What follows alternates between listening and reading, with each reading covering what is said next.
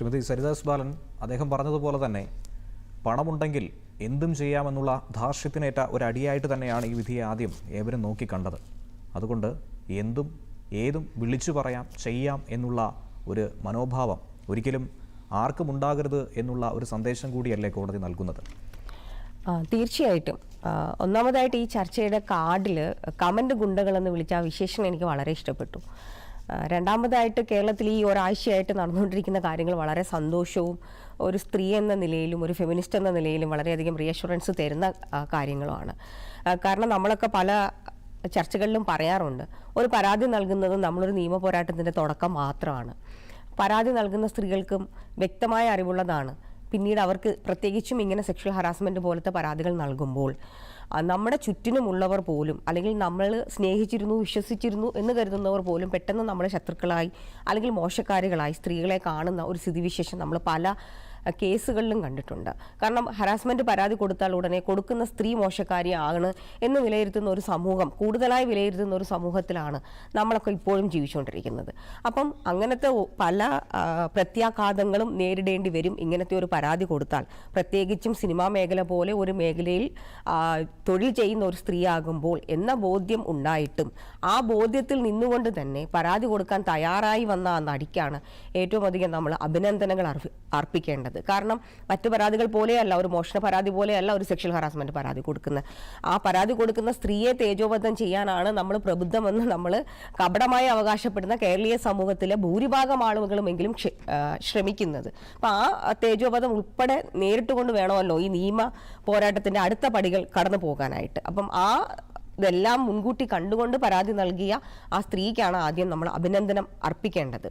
രണ്ടാമത്തെ കാര്യം എന്ന് വെച്ച് കഴിഞ്ഞാൽ കേരളത്തിലെ തന്നെ പോലീസ് സംവിധാനത്തെ നമ്മൾ പല കേസുകളിൽ അഭിനന്ദിക്കുമ്പോഴും പോലീസ് സംവിധാനം പരാജയപ്പെട്ട ഉണർന്ന് പ്രവർത്തിക്കേണ്ടിയിരുന്ന സാഹചര്യങ്ങളിൽ പ്രവർത്തിക്കാത്തത് മൂലം ചില വിക്ടിംസുകളും ഉണ്ടായ അപൂർവമായ കേസുകളെങ്കിലും അല്ലെങ്കിൽ സാഹചര്യങ്ങളെങ്കിലും ഉണ്ടായിട്ടുണ്ട്.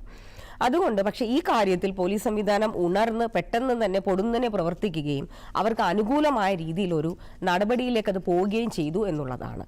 പിന്നെ കണ്ട ഏറ്റവും വലിയ സന്തോഷമുള്ള കാര്യം, നേരത്തെ ഇദ്ദേഹം സൂചിപ്പിച്ചതുപോലെ പണക്കാരനെന്ന് സ്വന്തമായിട്ട് അവകാശപ്പെടുന്ന കേരളീയ സമൂഹത്തിൽ കോപ്രായമെന്നോ അല്ലെങ്കിൽ വൈചിത്ര്യമെന്നോ വേണമെങ്കിൽ നമുക്ക് അശ്ലീലമെന്നോ പോലും വിളിക്കാൻ പറ്റുന്ന കോപ്രായങ്ങൾ കാണിച്ചു കൂട്ടിക്കൊണ്ട് കുറച്ചു കാലമായി വല്ലാത്തൊരു എൻടൈറ്റിൽമെന്റിലും വല്ലാത്തൊരു അഹന്തയിലും ജീവിച്ചുകൊണ്ടിരുന്ന ബോബി ചെമ്മണ്ണൂർ എന്ന് പറയുന്ന ആളിനെ അറസ്റ്റ് ചെയ്തു എന്നുള്ളതാണ്.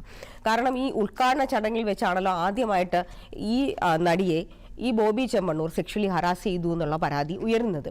അതിനുശേഷം അവർ സോഷ്യൽ മീഡിയയിൽ ഇയാളെ വാൺ ചെയ്യുകയും ചെയ്തിരുന്നു. പക്ഷെ തുടർച്ചയായിട്ട് സോഷ്യൽ മീഡിയ, യൂട്യൂബ് ഉൾപ്പെടെ ഇവർക്കെതിരെയുള്ള അധിക്ഷേപം തുടർന്നപ്പോഴാണ് ഇവർ പരാതി നൽകാൻ തന്നെ തീരുമാനിക്കുന്നത്. അപ്പം ഇത്രയും കാലം ഇത്ര പരസ്യമായിട്ടൊരു സ്ത്രീയെ അധിക്ഷേപിക്കുക, ലൈംഗിക ചുവയോടുകൂടി അവരോട് പെരുമാറുക, സംസാരിക്കുക, സെക്ഷലി കളേർഡ് റിമാർക്സ് അവർക്കെതിരെ നടത്തുക എന്ന് പറയുമ്പോൾ അയാളുടെ ആ ഒരു അഹങ്കാരം നിലനിന്ന അവസ്ഥ എത്രത്തോളം ഉണ്ട് എന്ന് നമുക്ക് ഊഹിക്കാവുന്നതേ ഉള്ളൂ. ഞാൻ ഇവരെയൊക്കെ വിലയിരുത്തുന്നത് വൈകൃതമുള്ള ആൾക്കാരായിട്ടാണ്. പണ്ടൊക്കെ നമ്മൾ ട്രെയിനിൻ്റെയൊക്കെ ബാത്റൂമുകളിൽ അല്ലെങ്കിൽ പബ്ലിക് ടോയ്ലറ്റ്സിൻ്റെ ബാത്റൂമുകളിൽ ചുവരുകളിൽ ഈ അറപ്പുളവാക്കുന്ന തെറി എഴുതി വെക്കുന്ന ആൾക്കാരുടെ അതേ വൈകൃതമാണ് ഇപ്പോൾ സോഷ്യൽ മീഡിയ ഉപയോഗിച്ച് സ്ത്രീകൾക്കെതിരെ ഇത്ര വൈകൃത ഭാഷ ഉപയോഗിക്കുന്നവർ, സെക്ഷലി കളേർഡ് റിമാർക്സ് ഉപയോഗിക്കുന്നവരുടെ മനോഭാവം അത് തന്നെയാണ്.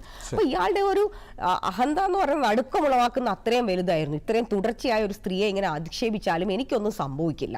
ആ അഹന്തക്കേറ്റ അടിയായിട്ട് തന്നെയാണ് അയാളുടെ അറസ്റ്റും ഇത്രയും ദിവസം അയാൾ റിമാൻഡിൽ കഴിഞ്ഞതും. അത് വലിയൊരു സന്ദേശമാണ് സ്ത്രീകൾക്ക് നൽകുന്നത്. കാരണം നമ്മൾ ഒരു പരാതി നൽകിയാൽ പ്രവർത്തിക്കുന്ന ഒരു സംവിധാനമുണ്ട്, നിയമവ്യവസ്ഥ നമ്മളോടൊപ്പമുണ്ട്. ഇനി ഇങ്ങനത്തെ പ്രതിസന്ധികൾ, പ്രശ്നങ്ങൾ നേരിടുന്ന സ്ത്രീകൾക്ക് ധൈര്യപൂർവ്വം മുന്നോട്ട് വന്ന് പരാതി നൽകാൻ കഴിയുന്ന ഒരു വലിയ സന്ദേശം തന്നെയാണ് ഇയാളുടെ അറസ്റ്റ് മൂലമുണ്ടായത്. മൂന്നാമത് ഇതിൽ കോടതി നടത്തിയ പരാമർശങ്ങൾ എടുത്തു പറഞ്ഞ് നമ്മൾ മഹനീയമെന്ന് വിശേഷിപ്പിക്കേണ്ട കാര്യങ്ങളാണ്. ഒന്നാമത് കോടതി പറഞ്ഞു, കാരണം ഇത്തരം സെക്ഷൽ ഹറാസ്മെന്റ് പരാതികളിൽ സ്ത്രീകൾ നേരിടുന്ന ആദ്യത്തെ ആക്ഷേപം, അതിനെ വിമർശനമൊന്നും ഞാൻ വിളിക്കുന്നില്ല, ആക്ഷേപം അല്ലെങ്കിൽ കുറ്റപ്പെടുത്തലെന്ന് പറയുന്നത്, നിങ്ങൾ അന്ന് എന്തുകൊണ്ട് പരാതി പറഞ്ഞില്ല, അപ്പോൾ തന്നെ എന്തുകൊണ്ട് പരാതി പറഞ്ഞില്ല? ഒന്നാമത് സെക്ഷൽ ഹറാസ്മെന്റ് ആണ്, അത് നമുക്ക് പ്രോസസ്സ് ചെയ്യാൻ എടുക്കുന്ന സമയമുണ്ട്. ചിലപ്പോൾ നമുക്ക് പ്രോസസ്സ് ചെയ്യാൻ പറ്റിയെന്ന് വരില്ല. അതിനെതിരെ പ്രതികരിക്കണോ വേണ്ടായോ എന്ന് തീരുമാനമൊക്കെ എടുക്കാൻ ആ ഒരു മാനസിക സംഘർഷത്തിൽ അല്ലെങ്കിൽ ട്രോമയിൽ പറ്റിയെന്ന് വരില്ല. അപ്പോൾ ഈ കേസിൽ കോടതി പറഞ്ഞിട്ടുണ്ട്, അന്ന് പറഞ്ഞില്ല എന്നുള്ളത് ഇതിൽ പ്രസക്തമായ കാര്യമല്ല. കാരണം അന്ന് തന്നെ അവരുടെ അമ്മ ഇയാളുടെ മാനേജറെ അറിയിച്ചിരുന്നു, ഇതവർക്ക് വേദന ഉളവാക്കി, ഇയാൾ അത് അവഗണിച്ചു. തുടർച്ചയായി ഇവരെ ഹറാസ് ചെയ്ത ശേഷമാണ് ഇവർക്ക് പരാതി നൽകേണ്ടി വന്നത് എന്ന് കോടതി തന്നെ പറയുന്നുണ്ട്. പിന്നീട് ജാമ്യം അനുവദിച്ചപ്പോൾ കോടതി കൃത്യമായി പറഞ്ഞു ബോഡി ഷെയ്മിങ് ചെയ്യരുതെന്നൊരു താക്കീത് കൊടുത്തു. കോടതിയുടെ ഇത്തരം പരാമർശങ്ങൾ ഈ കേസിൽ നമ്മളെ പോലെയും നിയമ പോരാട്ടങ്ങൾക്ക് നിൽക്കുന്നതും സാധാരണക്കാരമായ എല്ലാ സ്ത്രീകൾക്കും വളരെയധികം റീഅഷുറൻസ് നൽകുന്നതാണ്. ശരി.